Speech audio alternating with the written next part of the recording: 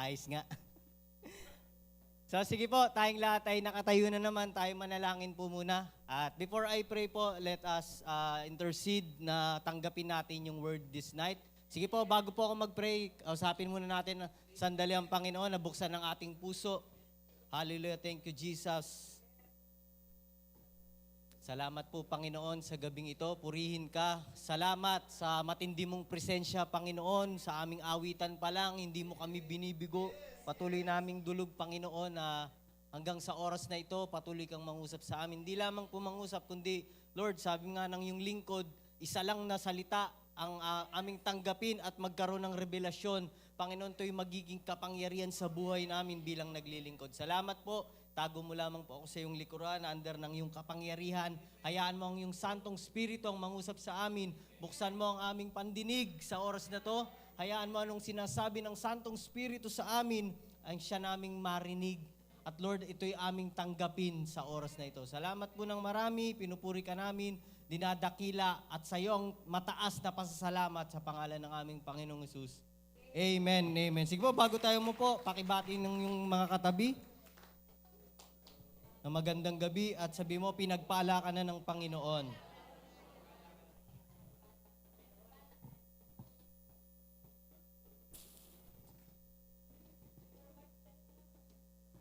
So, magandang gabi po sa ating lahat. Muli, isang pribilehiyo po at pinapasalamat ko sa Panginoon ng makatayo sa ating kalagitnaan, no? Sa mga manggagawa na narito.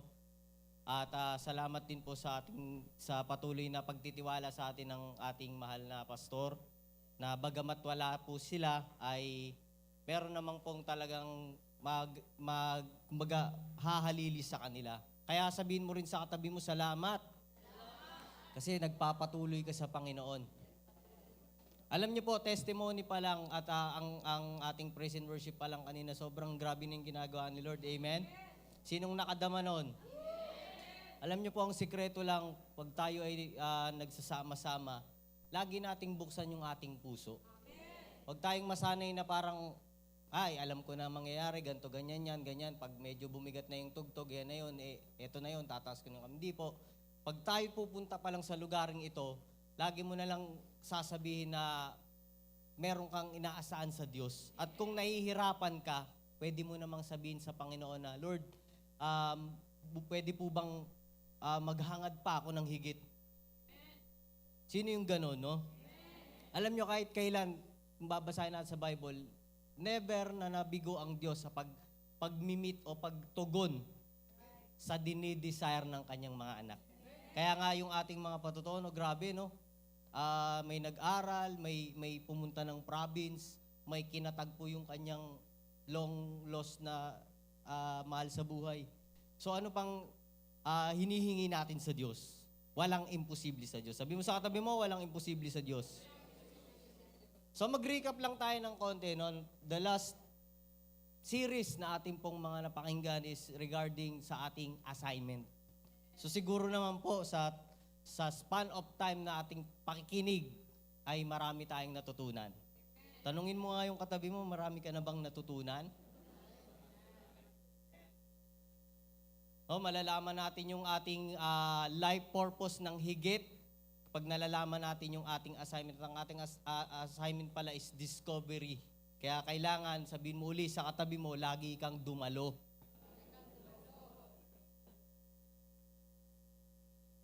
So sige po, handa na po ba tayo ngayong gabi? Ako na lang yung bumubuelo. Sige po, ang ating pag-uusapan ngayong gabi is, siguro sususugan ko lang din po yung regarding sa assignment. Kasi mahalaga po na pag natuklasan na yung ating, para matuklasan natin yung ating assignment is, ang topic natin is, let them hear. Yan. Ganda ng tenga, no? So magbabasa lang po muna tayo ng mga verses patungkol po dyan. Sabi ng Revelations chapter 2, verse 7,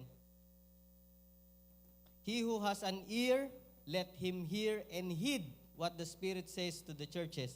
To him who overcomes the world through believing that Jesus is the Son of God, I will grant the privilege to eat the fruit from the tree of life which is in the paradise of God. Next verse po, sundan nyo lang po yan dahil maganda po yung sinasabi dyan ng salita ng Diyos. Sabi ng Revelations 2:11, He who has an ear, let him hear and heed what the Spirit says to the churches. He who overcomes the world through believing that Jesus is the Son of God will not be hurt by the second death, the lake of fire. Next verse, Revelations chapter 2, verse 17. He who has an ear, let him hear and heed what the Spirit says to the churches. To him who overcomes the world through believing that Jesus is the Son of God, to him I will give the privilege of eating some of the hidden manna, and I will give him a white stone with a new name engraved on the stone, which no one knows except the one who received it. And the last verse, Revelations chapter 2, verse 29, sabi dyan, he who has, pakibasa na lang po, sabay-sabay, 1, 2, 3, go.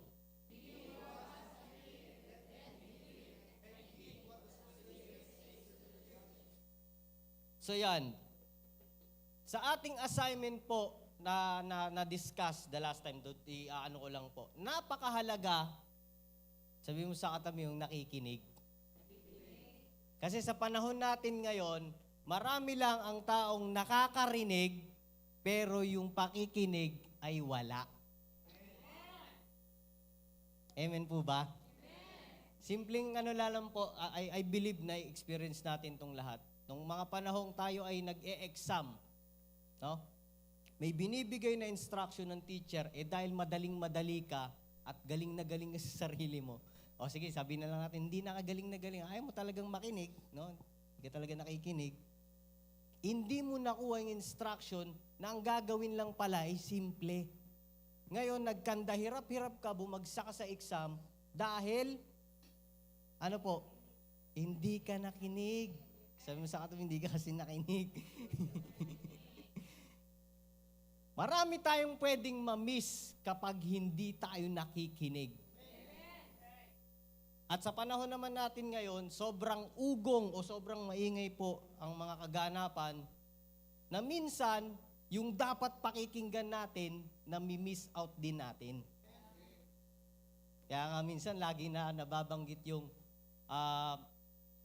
iwas-iwasan na natin ng pagmamarites. Why?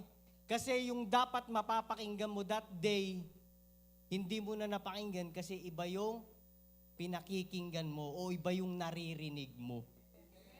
Sabi mo sa katabi mo, makinig kang mabuti. Sabi ng salita ng Diyos, napakalinaw po. Kung babasahin natin to, meron pa po yan actually sa chapter 3 na hindi ko na lang nilagay. Lahat ng, sabi ng may pandinig, lahat ng may tenga, sabi dyan ay makinig, hear and heed. Mama, explain ko po yung ano ibig sabihin ng heed. What the Spirit says to the church. Ang tanong po ngayon sa atin, nakikinig ba tayo? Anong sinasabi ng Espiritu ng Diyos sa atin?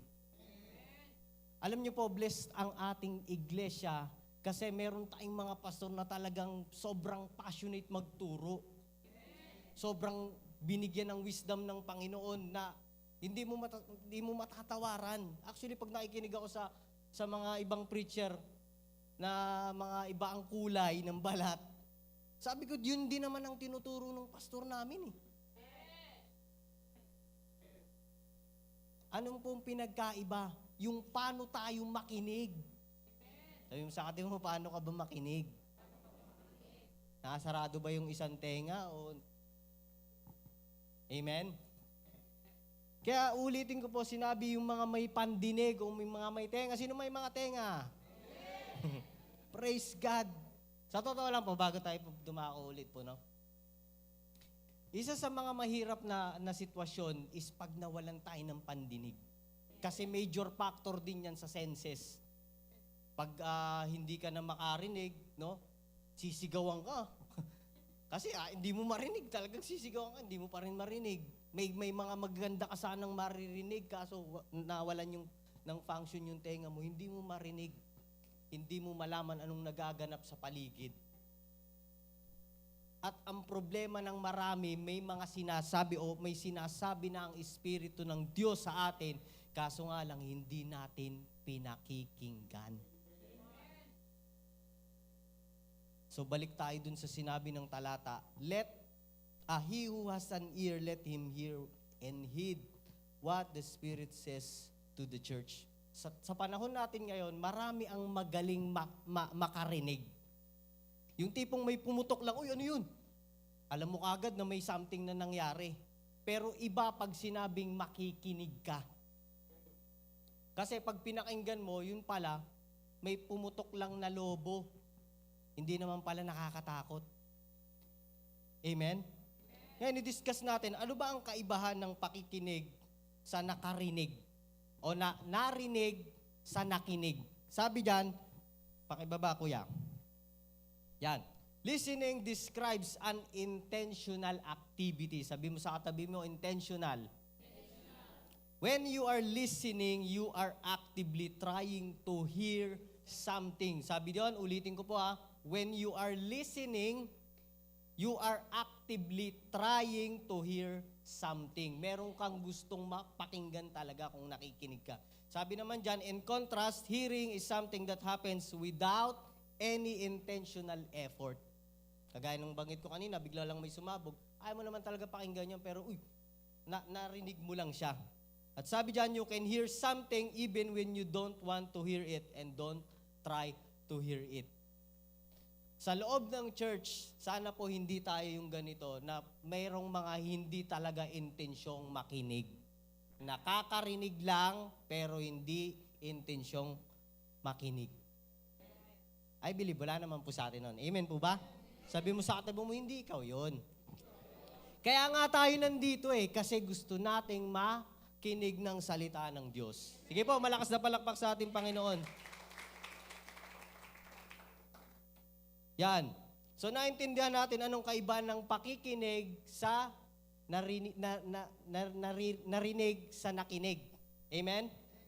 Intensyon ang pakikinig. Yung narinig naman is kahit hindi mo gusto, narinig mo lang. Amen? Yan. Anong ibig sabihin ng word na heed? Next, kuya. Sabi dyan, ang heed na word, basahin ko lang po bago yan Ulitin ko lang. Sabi nun, he who has an ear, let him hear and heed. Kasi pag sinabing hear lang, parang, nakinig naman po ako, narinig ko naman. Pero ang sabi ng meaning ng heed, na dinagdag po dyan is, pay attention to. Doon na papasok na yung pagrinig mo, hindi lang siya pagrinig na unintentional, kundi magiging intentional. Kasi sabi ng meaning ng heed is pay attention to. Kailangan maglaan ka ng atensyon na talagang pakinggan yung narinig mo. And then, sabi diyan, pangalawa, take notice of. Kailangan, anuin mo talaga, ano bang ibig sabihin nun sa akin? And then, lastly, be mindful of. Sino sa atin dito, pag nakikinig ng salita ng Diyos, nagiging mindful pa siya after? Ba't parang konti yung amen? Sino dito pag sinabihan na mamaya antayin mo magkakapera ka, ibibigay ko talaga sa'yo. Di ba magiging mindful ka? Bakit pagdating sa Word of God minsan? Ano yung preaching nung Sunday? Wait lang brother kasi hindi ko pa napanood sa YouTube Amen po ba? Ang Word of God ay pagpapala. Sabi mo sa katabi mo, blessing yan. Dapat attentive ka. Pag minsan sasabihin na, magbabayad na ako sa'yo, abangan mo ako sa gantong oras. Wala pa sa oras na yun, nakaabang na Yun yung attentive. Amen ba? Dapat ganun din tayo pagdating sa Word of God. Kaya minsan po, totoo lang maging honest tayo, minsan pag na-struggle ka, doon mo pa nakalimutan ano yung sinabi ni Lord na word. Amen? Kaya ngayon po, ang prayer ko na pag ito in-share, maging mindful tayo sa pakikinig ng salita ng Diyos. Kasi hindi lamang po ito something, kundi ito yung buhay. Sabi mo sa katabi mo, buhay. At alam nyo, pang pakikinig ng salita ng Diyos, ito yung nagiging, nagbubuo sa atin. Nalalaman natin ano yung assignment natin, ano yung dapat nating gawin. Kaya nga kanina sabi ko, di ba? Kaya tayo pumapalpak doon sa simpleng exam kasi hindi tayo nakinig sa instruction. Amen? Sabi mo sa katabi mo, makikinig na ako.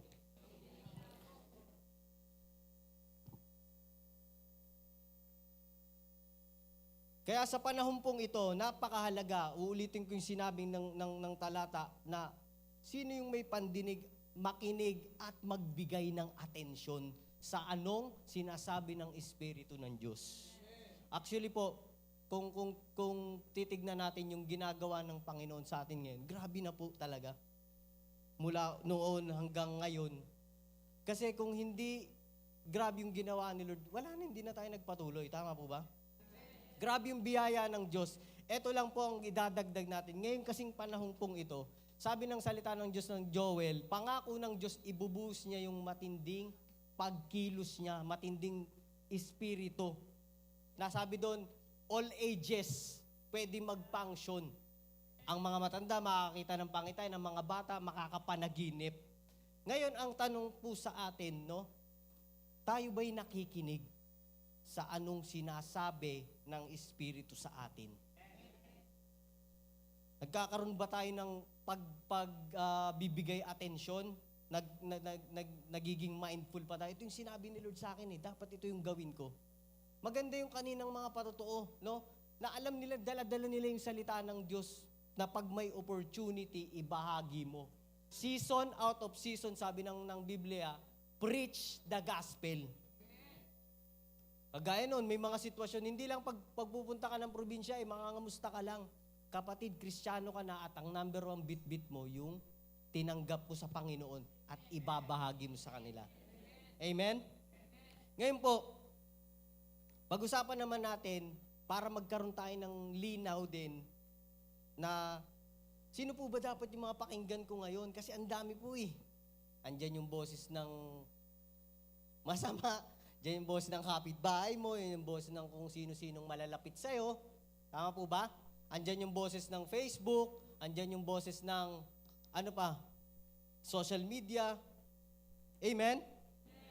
Kaya ngayon, kailangan paglabas po natin sa lugaring ito, mabago yung ating hearing, yung hearing habit, na mas lalong maging sensitive pa tayo sa anong sinasabi ni Lord sa atin. Sinong gusto po nun? Minsan kasi dumarating talaga yung time na hindi lang naman pandinig literal yung natatakpan sa atin, kundi pag tayo napupuno ng pagsubok, ang hirap marinig ano yung gustong sabihin sa'yo ni Lord. Kasi punong-puno tayo Sino nakakaranas ng ganun po? Yung kabi-kabila, yung bubuelo ka pa lang, ito na naman yung problema, ito na naman, parang wala kang ibang magawa, kundi bumagsak na lang. Sino nakakaramdam po ng ganun? Pero tatandaan po natin lagi, pangako ng Diyos yan, no? Na kabi-kabila man yung iyong problema, kailanman di tayo iniwan ni Lord. Kailanman di niya tayo pinabayaan. At kahit kailan, alam na alam ng Diyos yung ating kalagayan. May mga pagkakataon lang talaga po na kailangan sadyain nating makinig sa Diyos. When we pray, hindi lang tayo nagsasalita. Kaya nga po, naalala ko noon, sabi ko, bakit kaya ang structure ng ating senses ganito?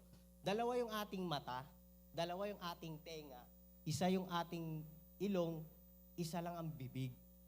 Sabi ko, siguro para madali tayong makapakinig kesa magbunganga. Tama po ba? Kasi minsan mas madali magbunganga Mas madali magreklamo, mas madali magumangal, mas madali sumagot. Pero kung makikinig ka muna, malalaman mo, meron naman palang para sa'yo sa sinasabi. Amen? So yan, unang-una, syempre, kailangan mas lalo tayong nakikinig sa Diyos. Number one, pakibaba ko yan. Listen carefully. Number one, to God in His Word. Sabi ng Psalms 119 verse 105 sa Amplified Version, your word is a lamp to my feet and a light to my path.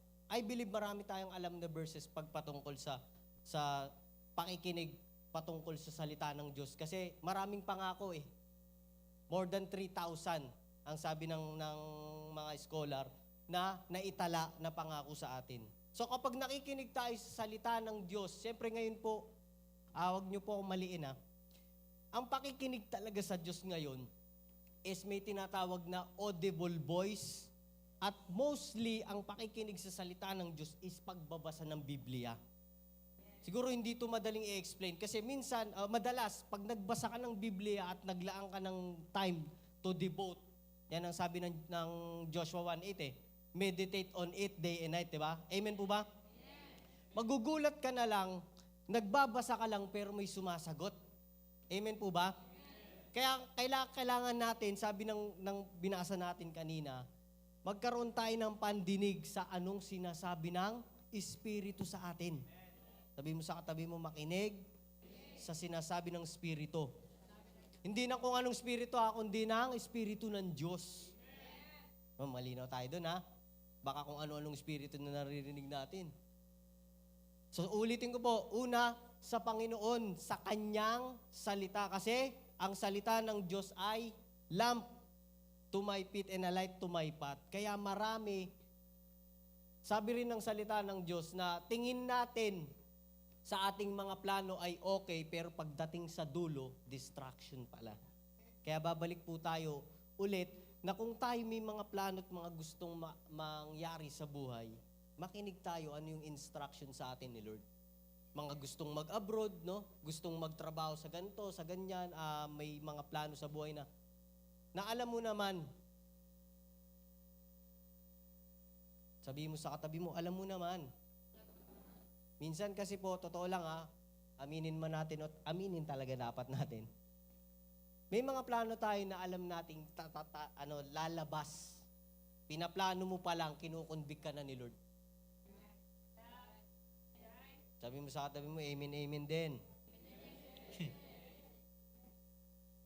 Minsan sinisi pa yung yung pinagsabihan na ito palang plano ko, sister or brother, alam mo, talagang magandang opportunity dito. Pinagsabihan siya.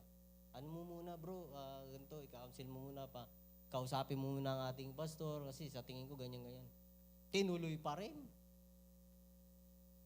Mga kapatid, kung gusto nating maging sure sa mga planong meron tayo, dumulog tayo sa Diyos. At babalik doon, na kapag dulog natin sa Panginoon, makikita naman natin na nagko-confirm yun sa pamamagitan ng mga lingkod ng Diyos.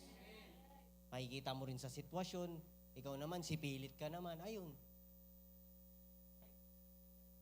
Sabi, nag-abroad, pero parang galing probinsya. Kasi nabugbog, ano-ano nangyari. Hindi kasi kalooban ni Lord Sabi mo sa atin mo, hindi kasi kalooban ni Lord. Sabi mo, nag-abroad ka, ba't parang galing kang probinsya? Kaya ulitin ko po, makinig tayong mabuti sa Diyos at sa Kanyang salita. Ito naman po minsang sakit. Nagpa-counsel nga, hindi naman din pinakinggan. Lumapit sa pastor, 10 beses na raw nagpa-counsel. Tapos ganun pa rin yung ginawa. Amen? Kaya babalik tayo doon na ang salita ng Diyos ay lamp para sa atin at ilaw para sa maging gabay sa buhay natin. Sino dito talaga gusto mag-prosper? Siyempre lahat tayo, di ba? Sige nga po, taas ang kamay. Wala namang ibang hangad si Lord sa atin kundi talagang pagpalain tayo. Sabi nga, di ba, mag-rule, to reign sa lahat. Ngayon, bakit tayo natatalo? Kasi minsan, hindi natin nakukuha yung instruction ni Lord na dapat gawin. Pag nagbasa po tayo ng Biblia, konting lang po, Nung panahon na napupunta na po sila sa Promised Land, kung babasahin natin paangat, laging may sinasabi si Lord. Example, alam niyo yung kwento nung umulan ng mana? Tama ba, umulan ng mana? Umulan nga. Hindi po bumaha po ng mana, hindi. Umulan. Ang sabi that time, may instruction na, huwag kayong kakain ng sobra or huwag magtatabi. Kumain lang kayo ng hanggang isang araw. Ano nangyari? Dahil hindi sumunod, yun, nasira yung mga mana na kanilang tinabi, hindi rin nila napakinabangan. Imbis na pagpabala ay naging sumpa pa sa kanila. So, sinong gusto maging ganun? Siyempre, wala. Amen? Anong gagawin? Sabi mo sa katabi mo, makinig, mabuti. Pangalawa po, na dapat pakinggan nating mabuti ang ating pastor. Parang ilan na lang yung umimin Kanina okay pa kasi si Lord yan. Parang pag hindi ako umimin dyan, yari ako.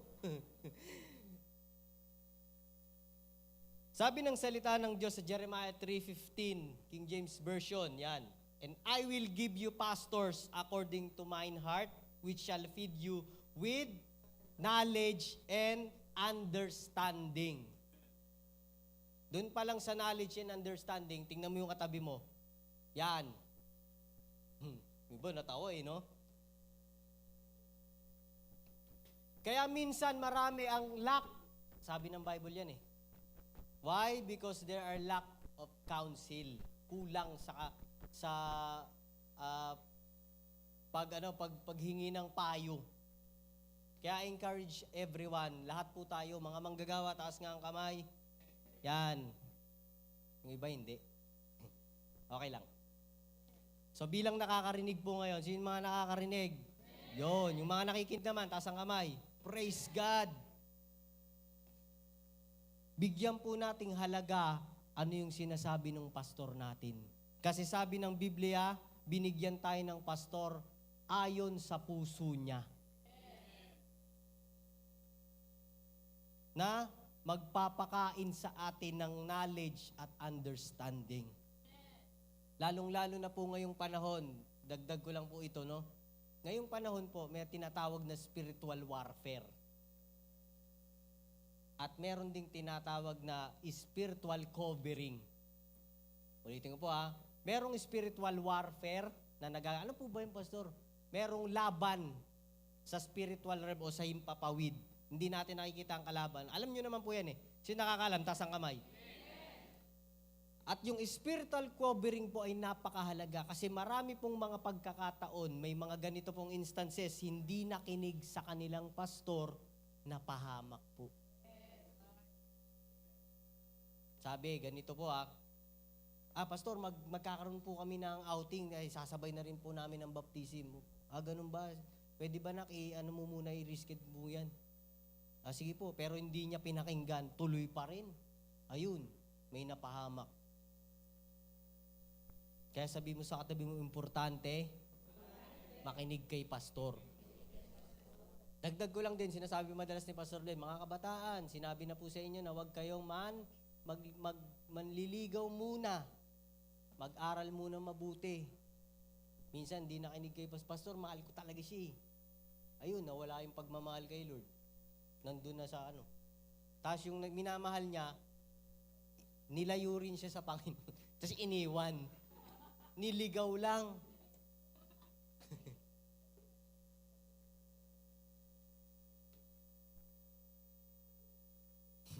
Amen? So ulitin ko po, sabi mo sa katabi mo, makinig tayo kay pastor. Kagaya nung last Sunday po, ang preaching ng ating pastor, tayo ay hindi lang aatin sa church, kundi yun lang, hindi, magdi-disciple. Praise the Lord. Talaga namang nakikinig tayo, no? Ano daw po ang ating gagawin? Hallelujah. Kaya napakahalaga po ang pakikinig sa ating lingkod ng Diyos. Kasi totoo lang po ngayon, marami tayong pinakikinggan. Hindi naman po masama yan. Di ba sinabi ng Bible na pag nakinig kayo sa iba, nakinig kayo sa ganito, ganyan-ganyan, mapapahama kayo. Pero maging priority po natin, makinig po muna tayo, no? Maging priority natin, kung magpapa-counsel tayo, unahin natin ang ating pastor. Hindi kung saan-saan kang leader lalapit, di po masama yan. Ulitin ko po, hindi po masama. Pero sana naman bigyan mo ng pag-perceive na una mong tinig na papakinggan sa counseling ang iyong pastor. Sabi mo sa katabi yung pastor. Ang nangyari, ganito, di nagkaanuhan na, nagtuloy-tuloy na yung buhay. Yung problema, bigla nang sumabog sa kalang nalaman ni pastor. Kaya nakakalungkot, imbis na masusolusyonan kagad, ulitin ko po meron pong tinatawag na spiritual warfare at spiritual covering. Sa spiritual warfare po, merong ranggo-ranggo yan. Minsan po, kapag alam nyo na medyo sensitibo ang kalagayan, dumiretso na tayo sa mataasang authority. Walang iba kundi ang ating pastor. Minsan, chinismis lang kay sister, kay brother, ayun, hindi po nasolusyonan. Kasi ang usapin po dyan ay spiritual. Patungkol sa ating destiny, sa kalagayan natin, at kung ano paman. Kaya mapapansin natin, di ba, nakakalungkot man sabihin po ito, maraming nawala dahil naging kulang sa ganun. So ngayon po, narinig natin yun, no? Sabi mo sa katabi mo, mahalaga, magpa-counsel kay pastor. Then, pangatlo po, makinig tayong mabuti. Ala, na mali yung edit. Tama po. Mali lang number. Parents and leaders. Yan. Sino dito mga magulang? Yung magulang sa mga, hindi po, yung parents. Hindi magulang sa galaw, ha? Magulang sa pagkain, sa lahat na lang magulang. No? Mga parents, yan, may mga anak. Napakahalaga po ng ating role. Kasi sa tahanan po, tayo yung lalo na mga magulang na Kristiyano na, kayo yung tinatasan ng Panginoon na i-nurture ninyo yung inyong family. Napalakihin daw ang mga anak, ang asawa ay maging kahalili sa paglilingkod. Kaya nga, isa sa mga mahalagang tawag dito, requirements po bilang itatalagang, actually bishop yun eh. Dapat isa lang ang asawa, dapat ganon, ganyan. Ibig sabihin, dapat siya ay example sa kanyang pamilya. So, sino naman dito yung siya pa lang ang Christian or born again sa kanyang pamilya? Mga young people, may mga ganon, no? Yan. So, paano po yun? Pag pastor, sabi naman ng salita ng Diyos, honor your father and mother at ibibless tayo ng mahabang buhay. Tandaan po natin, no? Minsan, dumarating ang time na tayo na pe-persecute through our parents. Yung mga iba naman po, ano lang to? Hindi naman po lahat. May mga ganun mang instances po, tandaan natin na tapat pa rin ang Diyos. Siya pa rin ang tapat na hukom, sabi ng salita ng Diyos. Na minsan may mga time na, yun nga, hindi kayo magkasundo, pero makinig ka lang ano sinasabi ng salita ng Diyos sa'yo, ng Espiritu ng Diyos, malalaman mo yung dapat mong gawin. No? Baka naman, kaya naman pala kayo nag-aaway dahil mga young people, nagiging sobrang sipag nyo sa bahay. No? Pag Sabado o ano man may mga gawain, hindi lang Sabado, may mga gawain, hindi ka na mahagilap. Sabi ng nanay mo, grabe, ang laki ng pinagbago mo. Kaso pang ano pala, negative. Kala ko mawiwin mo na yung nanay mo or yung tatay mo. So kaya, babalik tayo doon, makinig tayo sa anong sinasabi ng salita ng Diyos sa atin. And then leaders. Dito, sabi muna ng Proverbs chapter 1 verse 8, listen, my son, to your father's instruction and do not forsake your mother's teaching. Kaya mahalaga mga kabataan, mga may nanay at tatay pa po dyan, na wag daw nating kaliligtaan ang instruction sa atin ng ating mga tatay at yung teaching ng ating nanay. Pansinin niyo po, no? Pag sinabing instruction, iilan lang to no? Pero pag teaching, napakarami. Kasi ang mga nanay talaga, masipag magkwento. At ang mga tatay naman, ako alam ko naman yun konting salita lang. Huwag mo lang sobrahan kasi pag sumobra din, yari ka na. Pag sinabi niya na, makinig kang mabuti. And then, sabi naman po dito ng Proverbs 11:14. Yan, ito yung sinasabi ko po kanina, no? Na kung mahalaga din naman yung marami kang nakakausap. Sabi diyan, where there is no wise, intelligent guidance, the people fall and go off course like a ship without a helm. But in the abundance of wise and godly, sabi mo nga sa katabi mo, wise and godly counselors, hindi po ito mga konsehal sa kundi yung nagpapayo, there is victory. Kaya ulitin ko kanina, makinig tayong mabuti sa ating mga magulang at leaders. Kasi yung iba, ay dito na lang ako makikinig kasi parang parang mas feel ko dito Pero kinakausap siya ng tagapanguna sa kanya. Why? Sabi ng Hebrews 13:17, di ko na nalagay dyan no? Na wag nating hahayaan na mapighati yung ating mga leader sa atin kasi hindi magdudulot sa atin ng maganda. Kaya yung mga may leader po dyan, may mga department heads, ministry heads, wala naman silang intensyong masama sa atin. Kundi ang gusto lang nila ay lalo tayong mapabuti. Minsan nga lang, ulitin ko po yung sinabi ko kanina, mali tayo ng pakikinig. Itong si leader ko, parang lagi na lang ako nakikita. Ano yata ako nito? May personal yata itong galit sa akin. Tandaan po natin, lahat ng ating ginagawa, ito yung magiging pinakaano po niyan Lahat ng ating ginagawa, sinabi o paglilingkod sa Diyos, pananagutan natin sa Diyos yan lahat. Sabi mo sa katabi mo, pananagutan sa Diyos yan.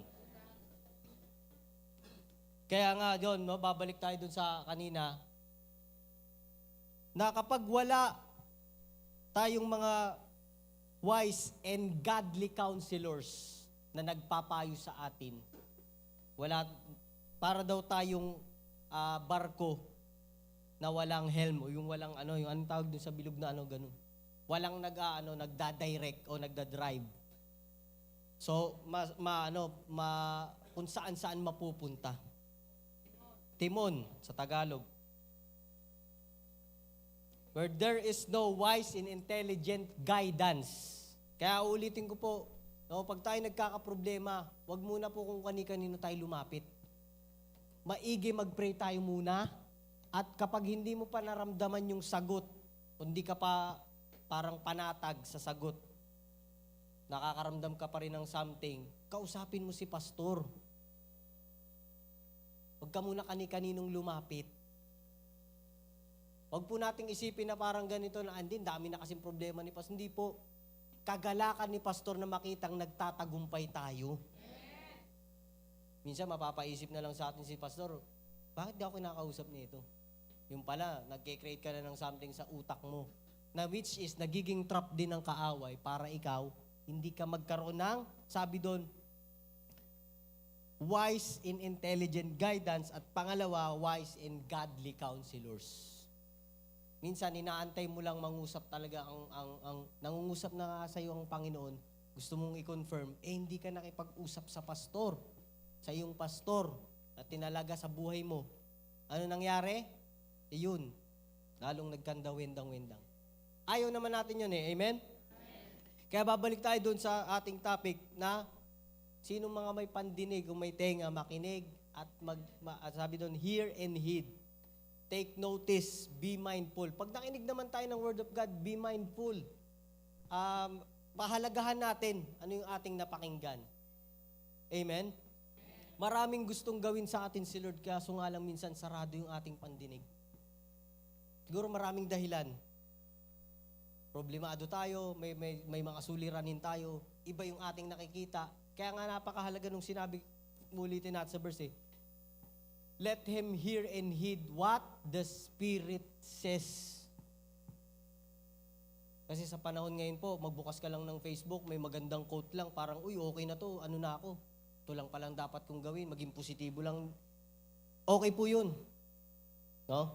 Pero yung sinasabi talaga ng Espiritu sa iyo na instruction, yun yung kailangan natin sa panahon ngayon.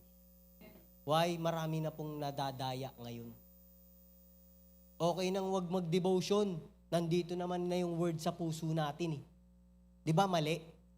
Hindi naman yun ang sinasabi ng salita ng Diyos Ano sabi ng salita ng Diyos? Meditate day and night. Minsan ang meditate natin, kalahati lang ng umaga, tas wala na. Amen ba? Kaya ngayong gabi po, ang dalangin natin, magkaroon tayo ng pakikinig talaga na nakukuha natin yung sinasabi ng Banal na Espiritu sa atin. Actually, hindi naman po mahirap Magkaroon lang talaga tayo ng desire. Magkaroon tayo ng desire, magkaroon tayo ng paglalaan ng oras. Tigit sa lahat talagang i-exercise natin. Maglalaan ka ng sabi ko nga kanina, hearing habit. Hindi lang yung nagbuklat ka ng Bible, nag-pray ka, okay na yun. Minsan, maglaan ka ng time na makikinig ka lang. Nantakin mo, 1 buwan. Marunong ka nang makinig kahit sa taong maano sa'yo. Why? You discern, sabi ng Bible yan test whether the Spirit is from God or not. Hindi ka basta-basta maano ng mga payo na, ito gawin mo, kapatid, ito. Why? And then last, ang challenge is para maging clear din sa'yo ang pakikinig sa Espiritu ng Diyos, be founded on the Word of God. Kasi minsan, pwedeng kahit nga hindi naman ganun kalalim sa Panginoon, pwedeng magpayo eh. Marami akong kilala niya noon, nakatrabaho ko, grabe, kabisado yung Bible eh. Alam nila yung mga ang titik daw ay sumpa, mga ganun, mga patungkol sa sa teaching. Pero yung buhay nila wala eh. Tayo bilang mga Kristiyano, minsan yun na lang ang hinihingi sa atin ni Lord. Anak, maging founded ka sa salita ko. Yung tipong pag sinabi sa ito, hindi ka masusway agad. Kasi alam mo yung word. Amen? At doon magko-confirm, marami namang ganito, nagiging founded na sana, kaso nga lang yung tenga nasasarado pag emosyon na yung tinatamaan. Pastor, parang iba na ata yan ah. Labas na sa usapan, wala na ata sa Bible yan. Kasi natatamaan na yung aking masakit na eh. Ano sabi ng Biblia? 2 Timothy 3:15, ang salita ng Diyos ay, pakilagay nga po, di ko na nadagdag kasi dyan eh. 2 Timothy 3:15.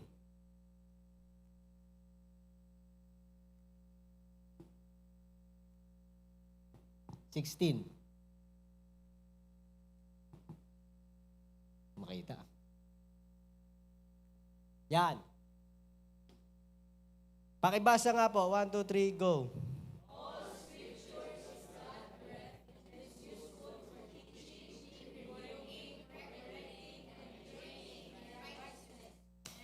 Pag nakinig tayo ng seryoso sa salita ng Diyos po, hindi lang lagi, ang sarap ng pakiramdam, di po. Minsan makakarinig ka ng anak, umayos ka kasi. Puro ka lang ganito, puro ka lang ganyan, ikaw muna. Minsan mapapano ka na lang, Lord, salamat kasi namumuhay kami sa grace. Kung hindi lang po sa kahabagan ng Diyos, wala namang pong magiging qualify. Pero salamat sa biyaya ng Diyos. Kaya ngayong gabi po, sige po tayong lahat ay tumayo.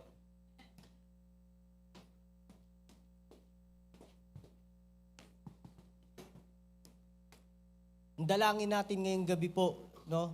Yamang galing tayo dun sa assignment. Huwag po natin kakaligtaan yung mga turo na yon at